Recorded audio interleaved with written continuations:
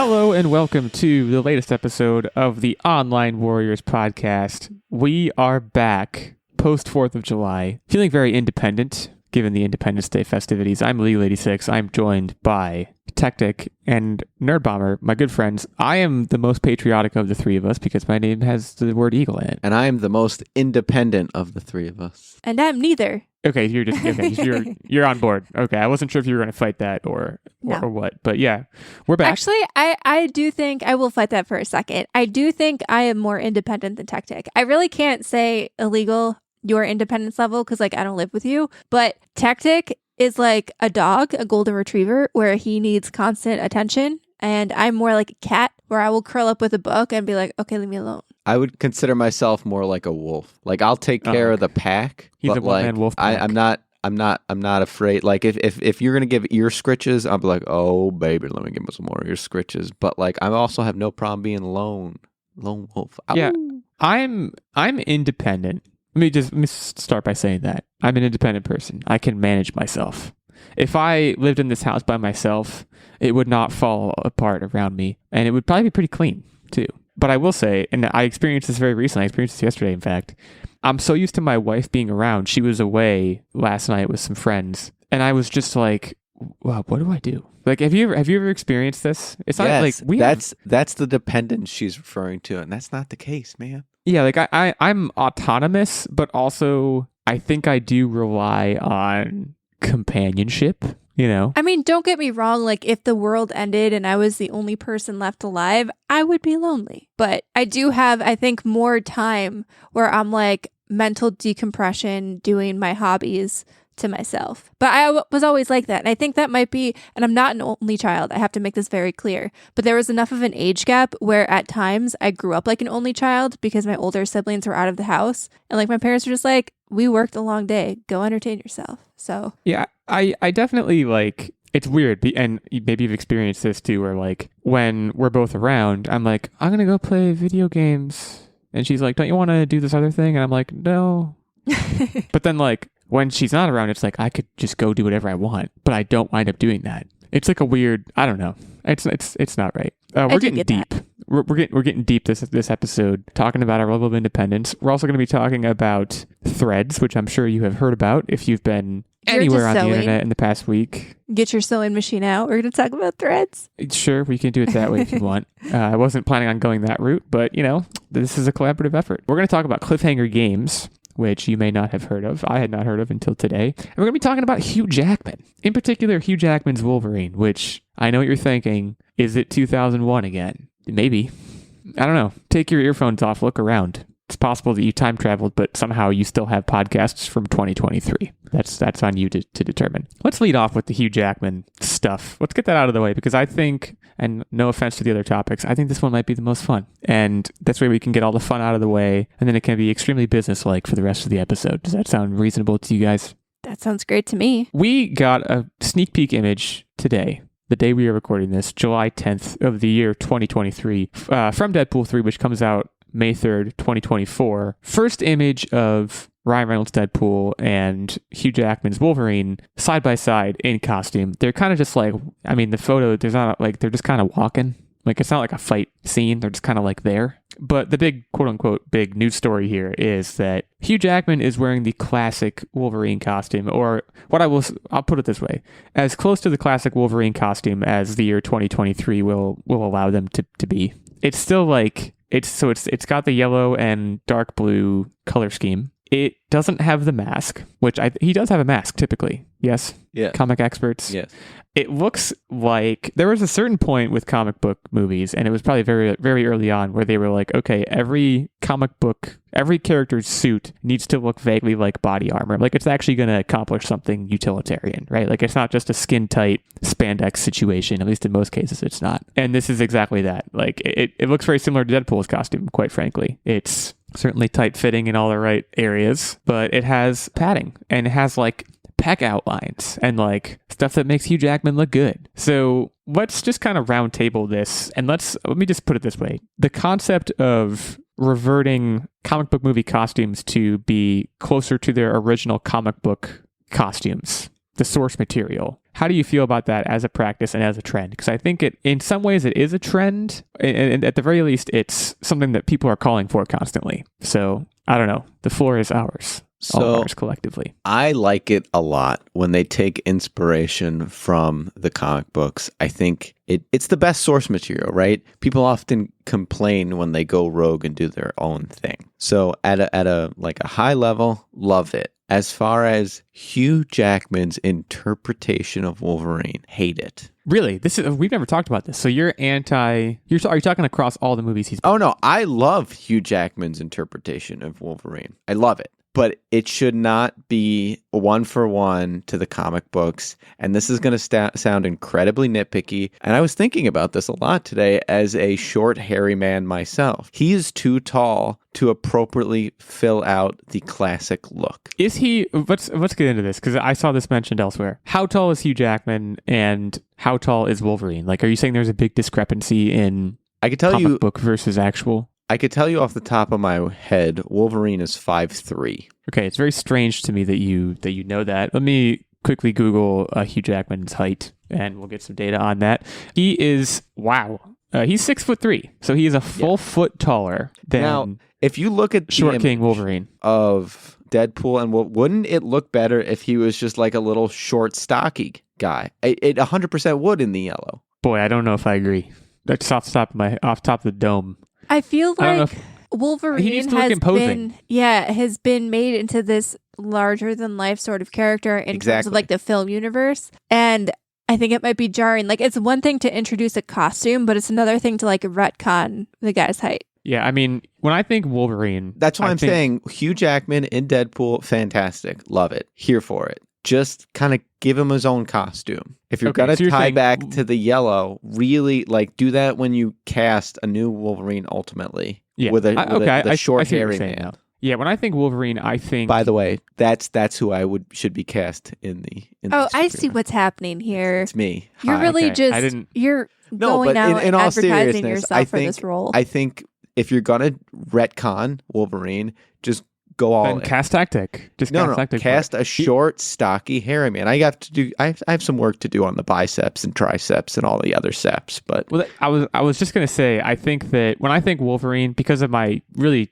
only movie exposure with Wolverine, I think the most muscly man in existence. I mean, Hugh Jackman's muscles have muscles in some of those, especially in some of like the earlier movies, and it's like there's like veins and like it's just very intense. And like, I don't mean to come at you, Techtic, but unfortunately, you're like even down to your thumbs. Do You his have- you have- muscles not have muscles? No, his muscles don't have muscles. well, that's why I said I would need to do some work on the stocky front. So I'm not casting myself, but what I'm saying is the yellow would look great on a shorter person. I really do believe that. Tall people can wear yellow too.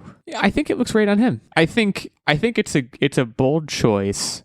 I do think you make a good point that he's kind of been cultivating like not this vibe for like many movies now. So to have him take this left turn, I assume this is going to be accompanied by many jokes, and that may be the entire reasoning for it. One thing I did see in particular, shout out to Twitter. We're going to talk about Twitter's new competition later, but I saw a tweet basically guaranteeing that at some point in this movie they're going to recreate the infamous Wolverine lays on a bed and touches a picture and is sad meme, and this costume to them kind of confirmed that like, okay, they're going to go that route, try to make this as fun. Like, and you know, considering the context, considering it's a Deadpool movie, you could probably bet that they're going to do that anyways, but now that you can see this costume, you know, I would expect many quips about it.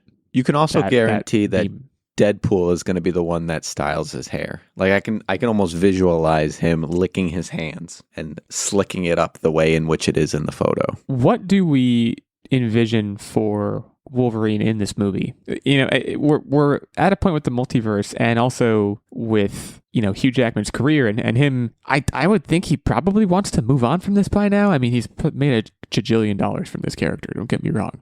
But he's also, you know, he's reaching a certain age. He's doing other projects that it seems like interest him more. I would think he's going, where I'm going with this, he will die in this movie or something like that would be my guess. Now, that feels very grave for like a Deadpool movie to kill like one of the most beloved comic book movie characters ever.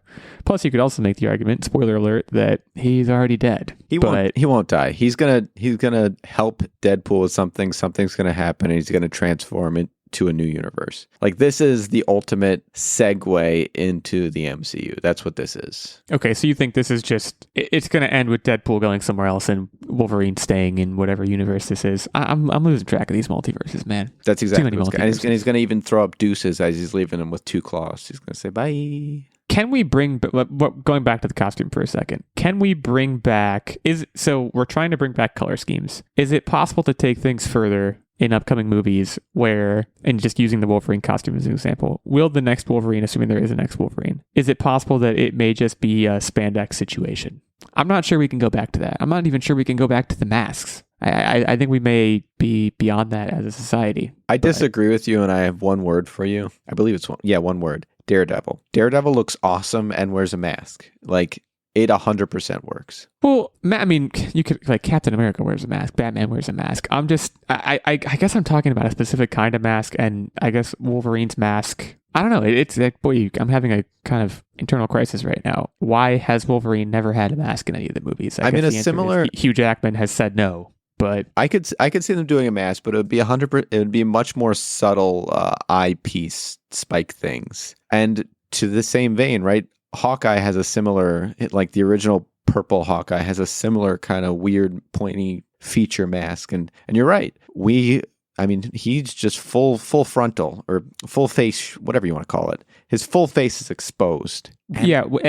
I guess the question is, at what point do Hollywood producers look at a mask and say, that's too much? Yeah, like because it seems like there is maybe some dividing line where, like, they look at Batman and they're like, oh, cool. They look at Captain America, they're like, oh, cool. They look at Wolverine, they're like, yay. Like, is it the tips of the, are they ears coming off Wolverine's mask? I have a lot of questions about Wolverine's costume, but it's probably I've never seen it in movies. I'll bet you it's the sharp edges with respect to, like, CGI blending. And so that's why Deadpool's full mask works. That's why Daredevil's half mask works, is there's just smooth contours of a head. So it's probably easy to, like, overlay that without worrying about any residual green left behind. Okay, so you think it's a technical concern. I think it's more that they're, like, looking at it and being like, that looks silly. People aren't going to go for this. But I don't know. It's a food for thought, I suppose. Again, Deadpool 3, May 3rd, 2024. So quite a ways off. We haven't gotten a trailer for this yet. We haven't gotten much of anything except for Ryan Reynolds and Hugh Jackman, like, making jokes to each other and now appearing side by side in costume. We also did hear, and this is like a small tidbit, but I think there's rumors that Jennifer Garner is returning as Elektra in this as well. I did see that, which you're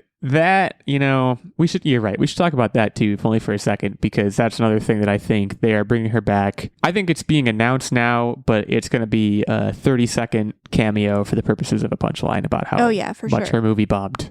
Like, I think it's interesting that and we're so tuned into all these multiverses and, like, characters coming back from, like, 20 movies ago that, like, she's probably looking at this going, okay, but I filmed one scene where they, like, made fun of me. And now it's over. Why are people so... Well, wasn't that the thing, too? Why is everyone talking about it? The second Deadpool, weren't there a lot of, like, really quick, short cameos, but they, like, made a big deal out of all of these actors being in it? Yeah, and then he killed that crappy Deadpool, the one that had no mouth. He killed Ryan Reynolds reading the Green Lantern script. There was a quick cameo with, like, the entire X-Men team where they see him riding around in Dr. X's motorized wheelchair in the mansion, and they, like, close the door to make sure that he can't see them. It's a really funny moment. I don't remember the time. It sounds like you're saying they made a big deal out of the whole cast being in it then too. So maybe this is, it's the same sort of I don't thing. think, like, the studio necessarily did, but I think, like, when rumors started coming out that fans did. Yeah, fans kind of, like, blew it up, and then it ended up being a very small portion of the movie. Yeah, I mean, I did not see Elektra,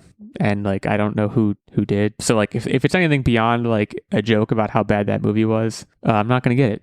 And, like, no one's going to get it. So, like, I'm not sure what else it could be, is, I guess, what my point is. I saw the Ben Affleck Daredevil, and I don't really remember much about that either. I know she was in that, and they had, like, a really goofy fight at one point. But yeah, that is, you're right. That's another rumor that happened. I don't think we've heard much else about it, but there's, of course, all kinds of rumors floating around about, like, characters that have been gone for 20 years. I think I did hear a rumor that, like, oh, are they going to get Ben Affleck to come back as Daredevil? Which I don't think so. Ben Affleck seems like he takes himself way too seriously for that these days. But who knows? For enough money, anyone will do anything. That's the golden rule of Hollywood. So again, May 3rd, 2024, Hugh Jackman, Ryan Reynolds, Jennifer Garner for 10 seconds. You get the gist. Let's talk about a little company called Electronic Arts, also known as EA. They have opened a new studio, Seattle-based, called Cliffhanger Games. I feel like the big piece of news here is that they've revealed their first project, and it is a third-person single-player game based on the Black Panther franchise.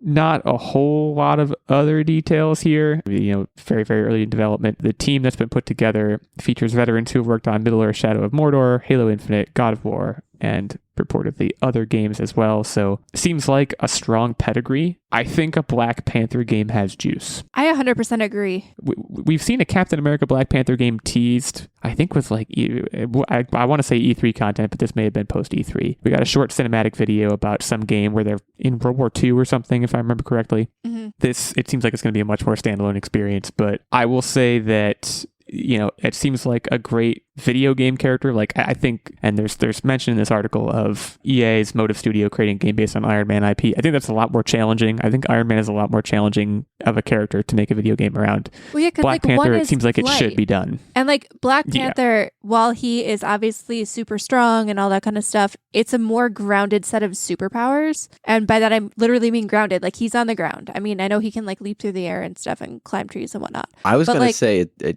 exact opposite. It's way more. I think it's going to be a lot more elevated combat. Well, I guess it's still grounded, right? You're right. It's not flying, but like, I see this as being almost Assassin's Creed-esque, where you're like kind of up above everyone, and you're going for the silent stealth kills, and you're like taking out governments trying to like encroach on the peaceful area that is Wakanda, right? Because they're trying to get your resources and things like that. I mean, I'm gonna come in right between you guys and say I don't know, and like, I think, and full disclosure, I have not seen the second Black Panther movie. I heard it wasn't great, and also I have serious comic book movie fatigue. That being said, I don't know a whole lot about, like, especially relative to other characters like Spider-Man and Batman. I don't know a whole lot about Black Panther, the universe in which he operates typically. So it has potential to be exciting for me, and it has potential to introduce me to new elements of comic book lore that I'm not aware of. So, I would love for them to pull kind of like a Spider-Man and make the game completely separate from the Avengers. Like, I don't want any crossover. I want a truly, truly standalone Black Panther game. I want to dive into Black Panther lore. I don't know enough about Black Panther, but I want to learn about his supervillains, like just within his contained storylines. I want to know about the other side characters and the relationships that he forms, even just outside the movie. Because I feel like by the time Black Panther was introduced, and I know we did get screen time with the other side characters, it was still in the realm, at least cinematically, of Avengers. Like, everything was in context of, this is connected to the Avengers overarching universe in a way. And I just want to see a very standalone, like, this is just Black Panther type deal. Yes. Just yes. That's all I have to respond to that. Yes. I mean, I think the chances of that are very high, considering, I mean, I think we're willing to call the Avengers game a failure at this point. It seems like that's what it was. More or less decommissioned. I mean, I know they carried out a decent chunk of their plan for that game, but you can no longer play it online from what I remember hearing. Like, I think if studios are smart, they are looking to do what Sony has done, or what Insomniac has done with Spider-Man. It's as simple as that. And I would also go so far as to say,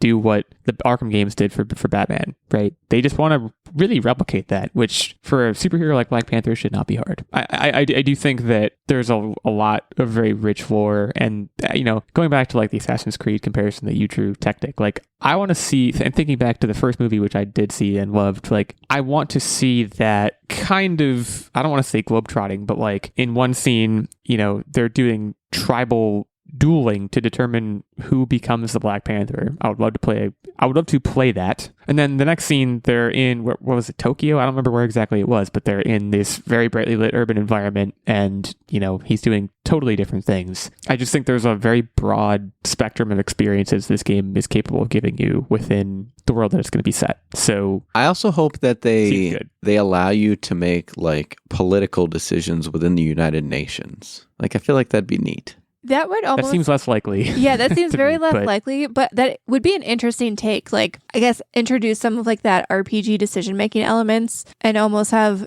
now I'm just like thinking about game design, but like Wakanda could be like your home base. I'm thinking almost like in Fallout, where the decisions that you make that in the rest of the game and like people you save or bring back or whatever, like the people around you influence what your home base is like. That could be interesting. I feel like they're definitely not going to do that, and it's going to be a very linear game, but it would be cool. It's got Yeah, potential. I think I do want to play, and I know Nerdbomber, at least Steve played it, and you said it was very, very good. The Guardians of the Galaxy game. Oh my God, it was incredible. You know, I with Spider-Man 2 on the horizon, obviously I don't have long to wait either way, but like having recently seen, I think we talked about it on the show very briefly, like seeing the Arkham coming to Switch stuff, I'm just thinking about like, man, those games really scratched an itch that I have not scratched in a while. And finding anything like that, I think would be cool. I'm not saying Guardians of the Galaxy is going to be like that. It's not going to be like Arkham. It might not be like Spider-Man. It might be a totally different experience, but thematically it may not be. And maybe that's the part that's important. So like, again, I think the Black Panther game is a really good idea. As I kind of implied earlier, the Iron Man thing gives me the heebie-jeebies. That's a different studio. It's not the studio we're talking about here. That's Motive. I never wound up buying the VR game.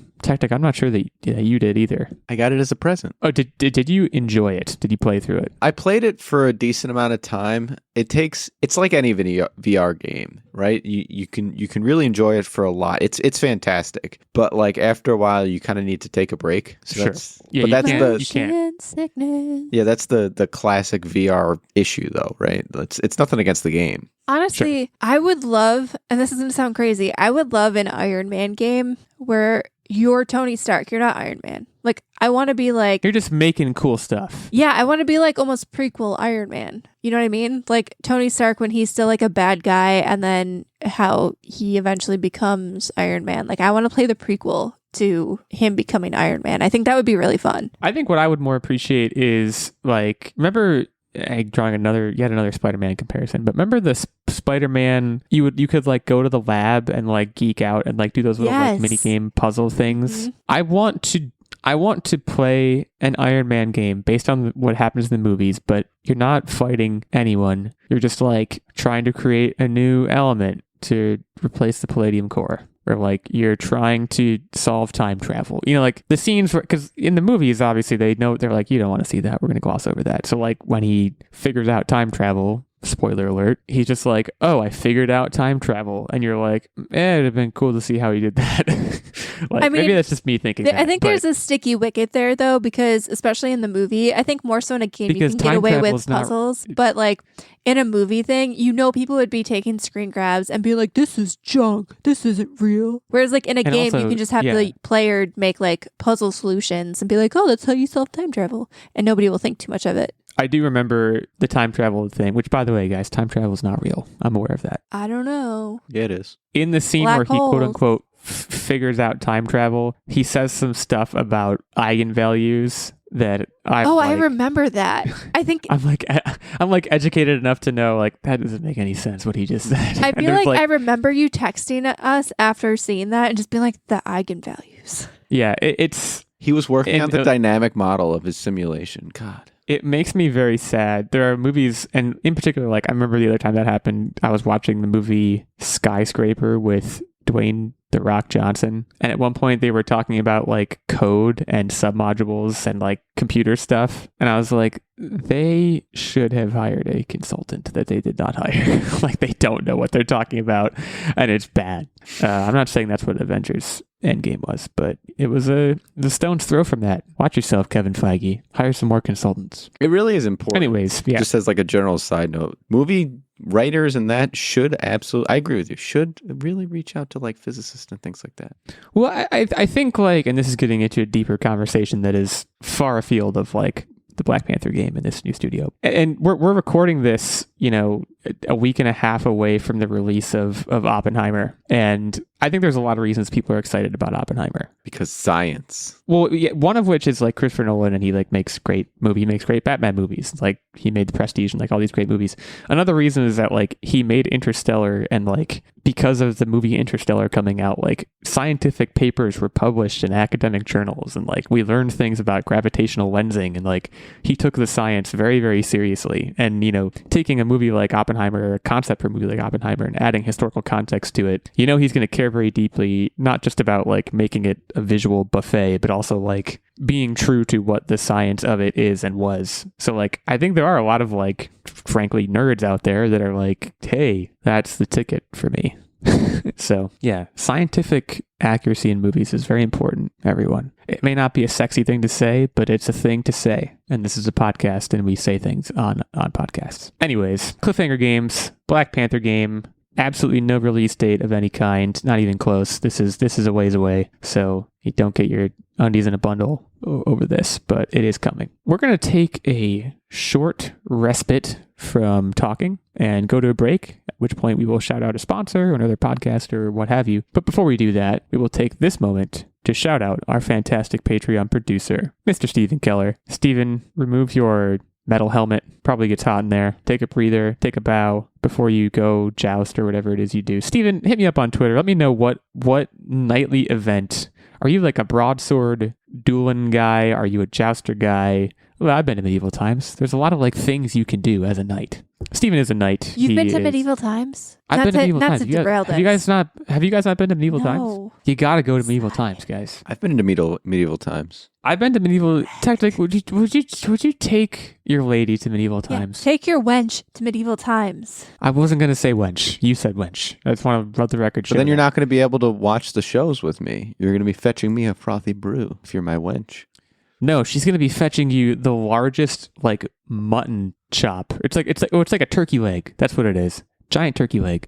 You got to go to medieval times. It's incredible. I've been there twice. Yo, Team Green Knight. I was a black and white knight guy myself, Ooh. but we'll just agree to disagree. And anyways, Team Steven. Yeah, Nerdbomber is Team Steven. We're all Team Steven. Steven is a knight. He supports us at the highest of our 3 levels of Patreon support, which is called the Knight level over on Patreon. As a result of that, he gets this weekly producer shout out. He gets input into the weekly game segment. He gets the occasional guest spot on the show. And he, of course, gets access to the monthly secrets segment and the vlog. There is a squire level. The squire is, I think, the guy who like hands the sword to the knight before the knight swings it. So if you want to hand Steven swords, there is a squire level, which gets you access to the monthly secret segment and vlog. And there's a page. I have no idea what the page does, but he gets access to the monthly secret segment in this case. So again, you can head over to patreon.com/onlinewarriorspodcast for all of the details on all of those levels of support. When I said sword before, I said sword. I don't know if you guys heard that. I pronounced the W, and I have regrets about that. But I'm going to try to work through that as we go to break. We will come back and talk a little bit about Threads. Thanks again to Steven. We'll be right back to talk about Threads. I'm Harrison. I'm Jordan. Well, I'm Harrison. I'm fucking Jordan. All right! And we're the Grief Rio Podcast. Let us be your unnatural Sherpa guides on this existential plane of mountainous game and movie exploration. And don't forget about that spookiness that lives within us all, but mainly in you, you spooky bitch. How dare I'm offended. We've been voted the best podcast to listen to by many. By many, that means a few. That's more than one. Results may vary. We'll see you on the next episode of Grief Burrito, yeah! Yes!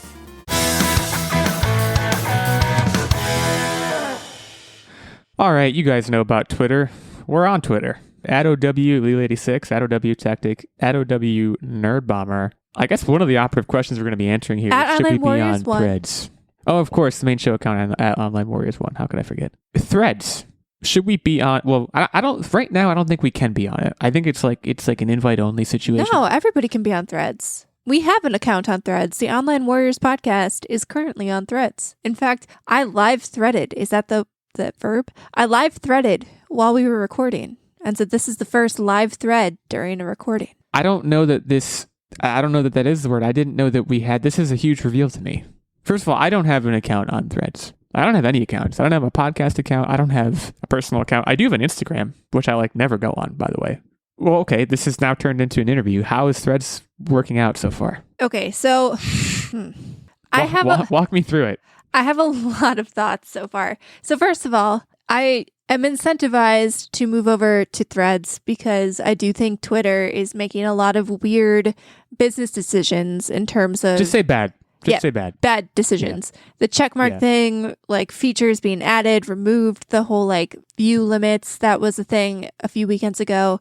Like it's just very confusing, a little bit of a head scratcher how it's like spiraling into the toilet. Some people think that the changes are good. I don't tend to agree, but hey. The term comedy of errors comes to mind for me. Yeah. And there's a lot of, frankly, there's a lot of tweets that I could pull up on my phone and read right now about like how mismanaged it has been and how they're really at this point just getting what they deserve with people leaving. And I'm inclined to agree with that. But let's make this about Threads and not about the absolute dumpster fire that is Twitter. Well, I think you have to kind of almost compare the two. So Threads is basically Twitter, but there are some features that are missing that I think they're going to implement over time. But essentially, I mean, you open the app and I'll take you from like account conception to usage. I'll walk everybody through that. So in order to, make your Threads account, it's connected to your Instagram. So as soon as you log in, it prompts you like, which Instagram account do you want to log in with? You pick one and it imports your entire list of followers and following. It's like, hey, do you want to follow all of these people? And so this is where like my first little hang up is. So like obviously I have, I manage the podcast Instagram. I'm not a big Instagrammer. I'm not going to lie. I don't do visual media. I've been stepping away a little bit from social altogether, just like for mental health, like I just don't have time and trying to balance that kind of thing. But like I definitely don't have time to be taking pictures. My life is not that interesting. I have no pictures to share. Take pictures of me. Also, my camera phone is bad. I'm not saying that yours is. I'm just saying that's one reason that I don't. Yeah, he's got a Razor, folks. Yeah, my flip phone. I did say camera phone, didn't I? My phone camera. Guys, I have an iPhone. I think it's like a 12 mini. It's like not that old, but my wife has like the top of the line Galaxy something. And like if we take pictures side by side, it looks like I found an ancient tablet in a cave compared to what hers is. So it makes me feel bad. So it's because she has an Android. No, iPhone. It's not because of that. It's not because of that at all. Anyways, sorry to derail. Nerdbomber, continue with your assessment of Threads. So when you make your account and you get the ability to follow everybody that you already know who has a Threads account. So for like example, the podcast account, that's great. Everybody that we followed has now transferred over. If they opened a Threads account, we're good to go. They are prompted to follow us as well. That's great. Love that seamless interaction. Perfect. However, probably like most people on the internet, I also have a private personal account that's just like friends and family. And so like I also have a very personal Twitter account, and I'm not going to lie to you, my Twitter likes are very unhinged. But the thing with that is that I can confirm that. Nobody except like a very select few people follow me on my unhinged Twitter account because it's just a space for me to scroll and like unhinge crazy shit. Wait, do I follow you on the unhinged one, or you do have 3 accounts? No, you do. Oh, okay. You're part of that very small group of people who follow my guys, unhinged let me account. tell you, it is off the rails. I was wondering if there was a further level of off the railsness that I was not acquainted with. Okay, that's good to know. Continue. But the problem with Threads, so I, made my personal account with friends and family. The problem is friends and family are following me on there. And so I'm just like, I can't be as unhinged. You're like, this is not unhinged enough of an experience. Yeah. Yes. And like, I have to say the experience is definitely more positive. So like Twitter has become kind of like a gutter of bad news and information lately. Like everybody just is very sarcastic and kind of jaded as a whole. I mean, there's communities on Twitter that are not, but a lot of Twitter is just like sarcastic and jaded. Threads is not. Threads so far has been a very positive experience. The problem is I don't necessarily, like if I say something unhinged, like I don't want my second great aunt Sally to see it because she's followed me. It's not a real person. No, it's not. It's not a real person. But like, no, she's not a great aunt. My Instagram follow list and my, Twitter /Quippy text-based social media follow list should be separated. And because it's connected, it's not. It's a Venn diagram, and I'm in the little thing in the middle. Yes. So I think I do follow you on both. I think I see what you're saying. Like, and I want to counterpoint like the assessment of Twitter and not say that assessment was incorrect, because you're right. It's like the core essence of Twitter, especially these days, is like gallows humor. Yes. But you know exactly. what? But you know what? It's humor. It's funny to me. Like It's so I funny. still Like, I that's why- scroll Twitter constantly because I'm just laughing at stuff, and it's all like, oh man, healthcare is the worst. But I'm laughing like it's not. Like it's a weird. Right, and like That's you the essence of like Twitter. stuff. Most of the humor in like my news feed is that one meme of the guy going wood. And, like, it's a, I feel like there are only a few select group of people who understand that I'm not like clinically depressed and clinically anxious, not clinically depressed, but like my likes are not indicative necessarily of my mental health. I just find it funny. And I don't know if my entire Instagram followers list would get that. like if I see you like a tweet that's like, oh man, we're all gonna die, but at least there's the grimace shake from McDonald's. Like I'm just gonna be like, I'm just gonna be like, she's doing fine. Like I'm not gonna read into that and be like, oh man, she's worried about like dying. But like great Aunt Sally whether or would not probably you are. get on the phone and be like, are you okay? And like, I don't need that in my life. I think she'd, my like, call great your Aunt parents. Sally would be Yes. just fine. Mine's all like anime and like Pokemon stuff. Well, that's what I'm saying though. My threads currently in its current state, and I don't think you can't see people's likes. So like I'm safe for now there. But my current state threads on my personal account is a lot of like meme accounts. That's my only other criticism. It's all very positive, but there's also like my algorithm's off and wonky. Because I don't know about you guys, but like my Instagram algorithm also off and wonky. If I compare it to like my TikTok algorithm has me like pegged. It's like, oh, Gross. it's like you want funny cat videos today. And I'm like, I don't know how you know that, but I do. And then I log on to Reels and it's like somebody cutting soap up into cubes. And I'm just like, what is this? And that algorithm has followed me to Threads. And I'm just like, it doesn't know me. And I don't love that. Instagram, like I have so little a footprint on Instagram. I don't even know if there is an algorithm associated with me. Right. If there is So an you'll get, algorithm like- associated with me, it's like 2 + 2. Like You're it's the gonna get, simplest like, algorithm ever. Weird people cutting soap because it doesn't know you. And What are they cutting it with? I don't know. Right. It's Like it could little be mini pleasant. knives. I mean, it's one of those things where it's like you then get sucked in and you're like, why the When frick it's am like I watching someone cutting the soap? tension wire. Oof. Oof.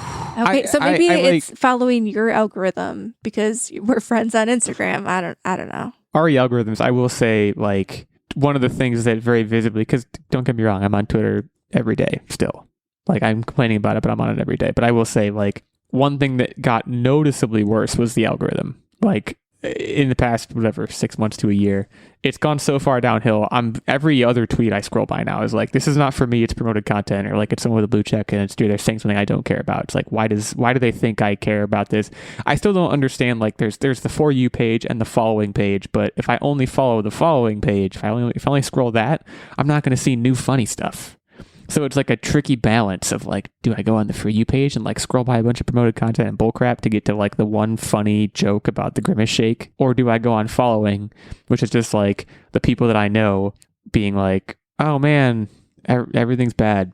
Like it's, I don't know. I should get on Threads. I did hear about Threads though. I wanted to ask you this. I did hear about Threads. If you get Threads, you can't delete your Threads without deleting your Instagram account. Now, I'm not sure if you've tried to delete it for any reason yet, but that's what I've heard, and people have stopped. It's stopped people from doing it. I have because they don't not. want- I know there's a lot of like privacy concerns, no different than like Facebook and Meta. I mean, you have a Meta account in anything and they basically own your data. And I mean, don't make a Threads account, but if you're concerned about that, but like you probably shouldn't have an Instagram account either at that point because like they're stealing your data.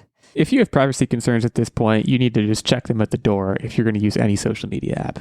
Like, I don't, that's maybe a very gloomy way to look at it, but like, I don't know how you could not feel that way at this point. Dude, I downloaded the Starbucks app on my phone. This is not even social media, but I downloaded the Starbucks app and I feel like there's like 18,000 permissions that wanted. Social And media I'm to just some like, people. Yeah, I know. It's out of control. So I got a question for you guys. Would you guys say that Mark Zuckerberg has like spending money, like pocket money? I mean, yeah, I think he could pick up the check. Yeah, why?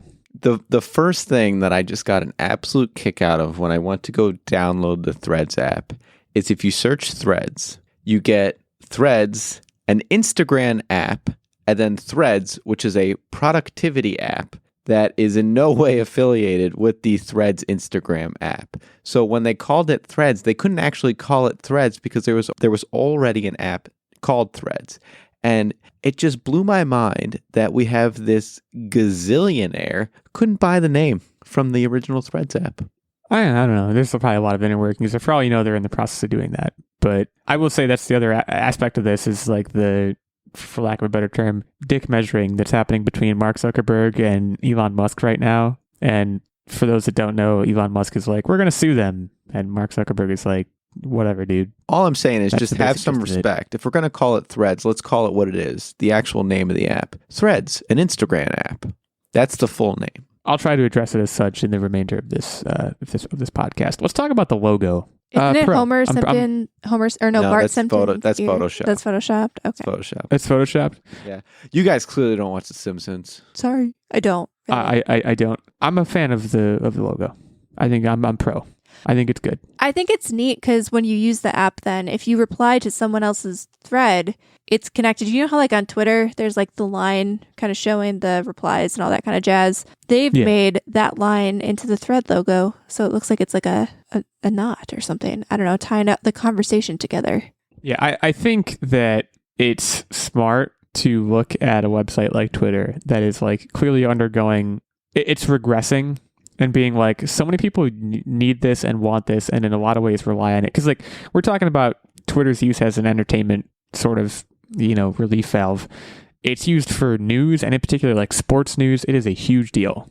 So if Threads can come in and usurp even one of those three, like news, sports, humor, like pop culture, like there's so many things. If it can just grab a little bit of that client base, it has the chance to be successful.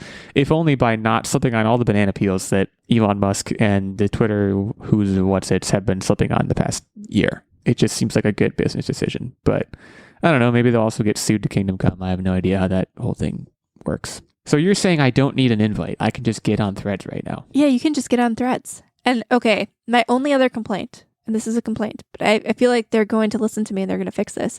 You know how on Twitter, For sure. us with multiple accounts, or even on, Instagram, you have multiple accounts, and it's very easy to switch between accounts. You hit usually your little picture, and then it gives you the list of all of the different accounts, or you can hit like switch accounts. It shows you the different accounts, and you just hit it. Right. Bada bing, you're on your other account. You have to log out every time you want to switch accounts, which does not bode well. Yeah. I logged out of the Online Warriors podcast account to go on my personal account. And then it was just, I didn't think about switching because I was like, I don't see an option to switch and I don't feel like logging back out. So there I was. And I didn't check it for like 3 days. Sorry, folks. There's going to be some growing pains. Overall, though, like, I like it. I think it's just going to like evolve. Like the algorithm needs to evolve. Features need to evolve. I think one of the top features they need to really consider is like GIF implementation. That is a big one. I missed that. Have you any, yeah, it's huge. Have you any experience with Blue Sky and or Hive or like the other, like as recent Twitter competitors go, because there have been a few that I feel like have not really taken off. Nah. Does this one have juice relative to those? Or do This you not one know? definitely has juice, and I think they said that they had 100 million users within the first weekend, which I think is impressive and probably more than most of the other apps have gotten. I think this has the juice, because it's very easy to sign up, especially if you already have your Instagram account. You click a button and you're in, and all of your followers come with you if you want that. B, obviously, Meta has the infrastructure to support this. I know it has the backing of a major brand. That seems important. Well, I think like Hive got really popular on like book Twitter or something like that. They all migrated over, and then Hive had to be like, whoa. This is too many people at once. We can't handle this. We can't handle this. I also think Which a is bit not a of the good hype. look. The bit of the hype for everyone going to Threads, and I could be wrong. I think it was due to the cage match that was supposed to happen. Well, Oh, yeah, jeez. the other reason, and I'm going to ignore the cage match, the other reason why I think Threads has some juice too is because all of the major brands have moved over to Threads. Like all of your major sports teams, all of your major news outlets, all of your major fast food brands like Wendy's and McDonald's, they are there and they're verified. And I think they like the fact that they're verified. And so because you have major brands, it gives us a sense of like legitimacy that some of the other startups didn't have. It's interesting because I can tell you from very recent experience that all those people that have moved over to Threads and all those companies, they're still on Twitter. So like social media coordinators' jobs just theoretically got like twice as hard or twice as annoying. At what point does Twitter start to, if everyone is indeed moving over to Threads but keeping their Twitter, what's it going to take for Twitter to start to die? The answer may be for people like me to make the move, because I haven't made the move yet. But it sounds like there may be an exodus occurring in real time as we record this podcast. It's very exciting. So yeah, more to come on Threads. Maybe we'll be talking about it next week. Who knows? Maybe we'll be talking about how it died. There's really no way to tell at this point. But Nerdbomber, thank you for the insight on the use of Threads. And maybe I'll see you over there. I don't know. Maybe I'll dip my toes in. I mean, I really don't have anything to lose. Even if it makes you delete your Instagram, if you delete Threads, if I deleted my Instagram, I think I'd be all right. I think I'd get over it pretty quick. I mean, you can delete the app off your phone. It's True. not gonna Yeah. it's not gonna make it you stay. And if you delete all of your threads, then it's just a blank account. Like whoop-de-doo. That's very true. Yeah. Well, so maybe I'll see you over there. Let's move on to what are you up to Wednesday? Let me go first. I said it. I'm taking control of what are you up to Wednesday because I need to talk about Callisto Protocol. I started the Callisto Protocol since we were off last week. I started it, I think, a week and a half to 2 weeks ago. I'm not really keeping track at this point. I think I'm about halfway through it, but I don't know because I don't want to look too much, obviously, because I don't want to like get spoiled. It's pretty good. They're like the issues that I've seen that people have with it. I understand those issues. And obviously the main point of comparison is Dead Space. So let me make some comparisons to Dead Space. It is harder than Dead Space. That is just a cold, hard fact. You're going to have to get on board. I think there are some combat innovations that are good. I think there are things that it's doing that it's clearly making an effort to distance itself from Dead Space, and it's doing so in an effective way. The setting is maybe the single best part of the game. Graphically, it's very good. Space Prison, and in particular, Scary Space Prison, is more compelling to me than Scary Mining Ship. That's just kind of a fact. So I'm enjoying that. I'm enjoying the fact that the main character is Josh Duhamel. I didn't really know that, actually. Really? Maybe I missed that in the. Yeah, I They think did when I not watched the market trailer, I was that like, well. I think, yeah, I watched the trailer and I was like, that looks kind of like Josh Duhamel. I don't know if I'm pronouncing his name right, by the way. And then like I started playing and I was like, oh my God, that's actually him. So that's kind of fun. The story isn't. There's not really a story so far.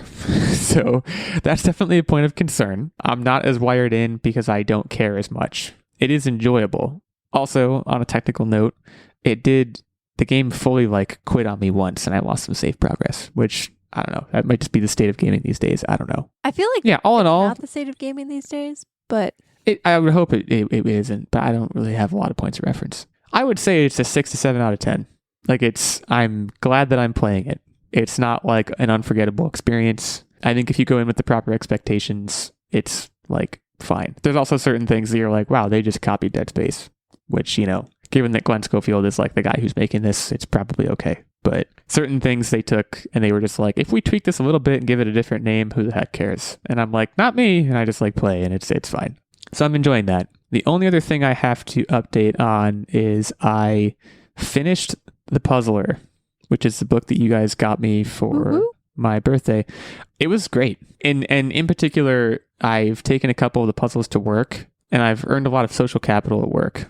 oh, wow. From it, which is like a weird thing it's just a thing that happened. I'm just like been talking riddles with folks, which is fun. So I would definitely recommend that. I've just started a book called Vector Prime, which actually is the first book in, I think, what is the largest / longest Star Wars novelization series that is now being called Star Wars Legends. It's in the Star Wars Legends like non-canon. At one point, the movies were like, none of this is canon. We're calling it Star Wars Legends. So it was previously called The New Jedi Order. It still may be called that, but it's all under this Star Wars Legends umbrella.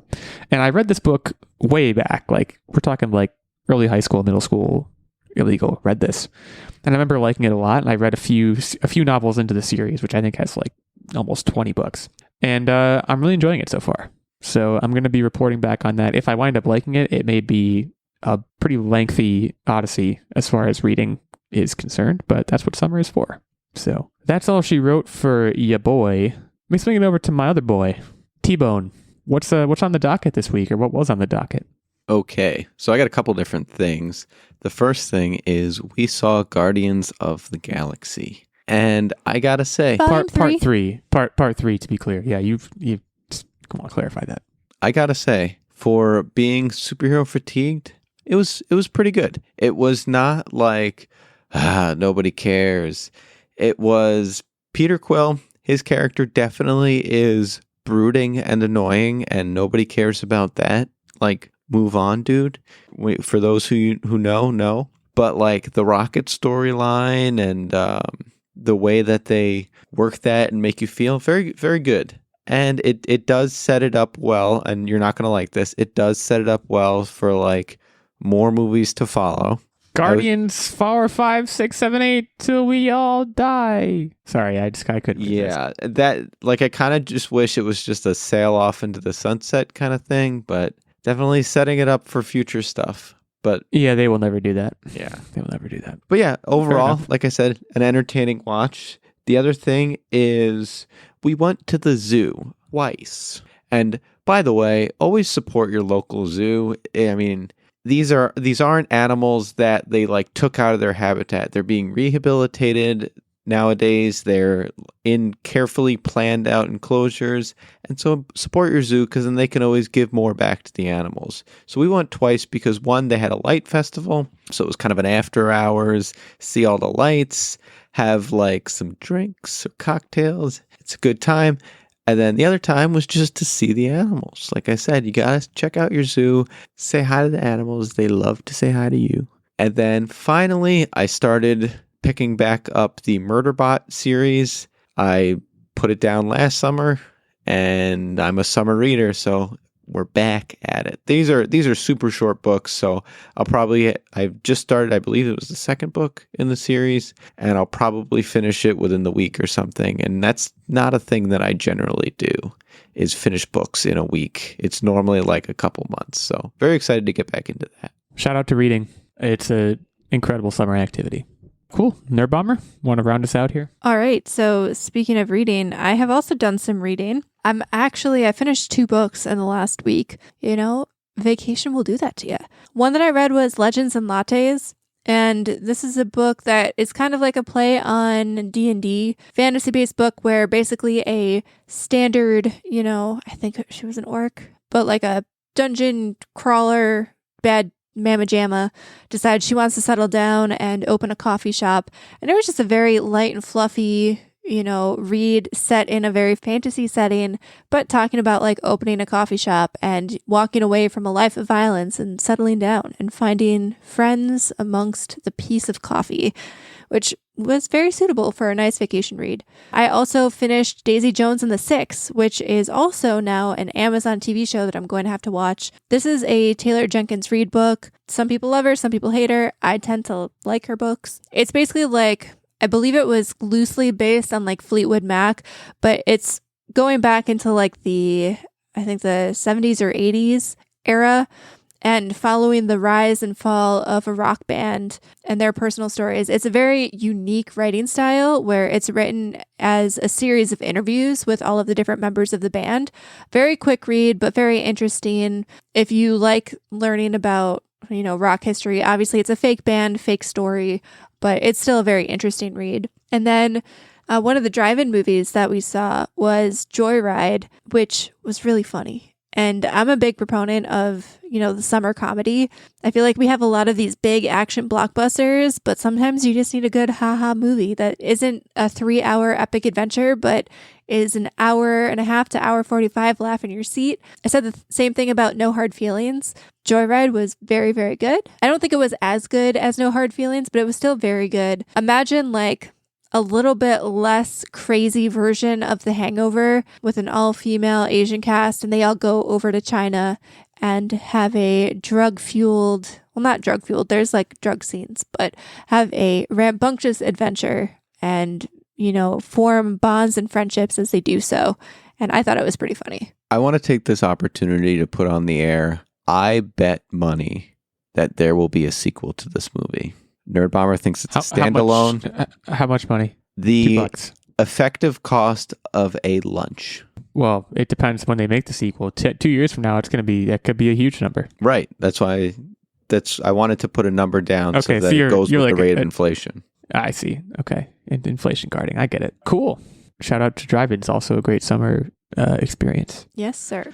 Well, Techtic, it's about that time where you, being the quiz host of the week, are charged with educating us on a specific topic in the form of quizzing. Going through the quiz rankings before we start the quiz. Techtic is at 7 and 6. He's the top dog. Woof woof. Nerdbomber is at 6 and 8. Techtic is 7 and 6, by the way. I'm at 6 and 9. Steven 3 and 0. Steven undefeated on the year. So that's an accomplishment. Yeah. So Techtic, without further ado, the floor is yours. All right, so the quiz topic is Yoshi, or like I like to say, Yoshi! We all love him. Very He's the impressive. lovable green dinosaur dude from Super Mario Brothers. And so without further ado, the first question is, when did Yoshi have his character debut in America? In what year? Nerdbomber will go first since you are better than me in terms of the quiz. I'm going to say, you said it in America? In America. 1989. Whew, that's a strong guess. I'm going to have to go earlier than that. I'm going to say 1975. Okay, so the debut was 1991. So Nerdbomber Upsetting. takes this one. It's very upsetting. Fair enough. For the record, I know that video games didn't really exist in 1975. I just went back to give myself some buffer, but clearly that was not a very good strategy. That's fine. I'll get the next three. So Yoshi's character may have actually been developed, like gotten inspiration from a game called Devil World, where you're a little green dragon that is fighting devils in hell. And there's reasons why this didn't make it to America, because a lot of ties to demonic entities and such. When did Devil World come out? In what year? Well, it would have been before 91. Otherwise, I don't understand anything. 1984. This was some George Orwell early game situation. 1984. 1985. I'll use my +1 early. So Illeagle takes this one with a strong guess of 1984. Seriously? Come on. So we're That's all, what I'm talking about. we are all. Shout out to my guy, George Orwell. So with No Yoshi's +1 left for you. With Yoshi's gross popularity, he's been featured in many video games. How many? I'm going to say 20. 21. Another strong Get out of here. guess. It is actually 101. So those were actually Oh, really wow. crappy Okay. guesses. but- Okay. Those were terrible. Okay, well, that's fine. I just wanted to make sure I didn't waste my +1. Okay, sweet. So it's 2-1. Tables. Two How the questions back. turntables? The next question. What is the most expensive cost of a Yoshi game right now based on its rarity? $4,200. I'm going to say, I'm going to go big or go home. $10K. So you both busted. Really? I'll take it. The price- I'll take that outcome. The price is currently $1,000, and it's for a copy of Yoshi's Cookie. With only 500 copies ever distributed, this game is a rare find. Not that rare. I'm All right. talking $4,200 rare. It needs to be rarer than that. All right, so last question. It's 2-1. Nerdbomber, you need to get this to stay alive. In the live-action Super Mario Brothers movie that was critically panned, how long did it take to make the Yoshi puppet? Wait, what? Yoshi was in Yeah. the live action. How long did it take to make the what? The Yoshi puppet. The puppet. Oh, I feel like they probably like hand sewed it. A lot of attention to detail. I would say like 124 hours. Oh no, we're on the order of months here. 124 hours would be about a week, right? Am I bad at math? 7 times 24 would be, well, yeah, about a week. I'm gonna say a month. Okay, I don't even need to calculate that because that's way more. So even though it only had 5 minutes of appearance in the movie, it took them 100 hours to make and needed 9 puppeteers to operate 100 it. hould But you both busted, yeah. So I was really close though. Yeah, you were very close. Damn it. But you lost. Close doesn't Illegal count. Outta takes the here. quiz. That's they should have taken longer with it. The movie would have done better. But hey, I'll take the dub. That moves me to 7 and 9, and that moves Nerdbomber to 6 and 9. So I'm not a calculus major, but I believe that means Nerdbomber is now back in last place. So congrats to her, and to me, and to Techtic, and to all of you for listening. We're all winners here, except for, of course, Nerdbomber. She lost. We'll be back next week to take you through the world of nerd. That's what we do here, and the world of nerd never stops. So If you like what you listen to, you can head over to Apple Podcasts, leave us a review there. Hit us up on Twitter at the handles mentioned, or head over to Threads. We are apparently on Threads. I am not yet, but at the very least, our main show account is. So go find us there as well. And have a great week. Stay safe, keep on podcasting, and we'll see you soon.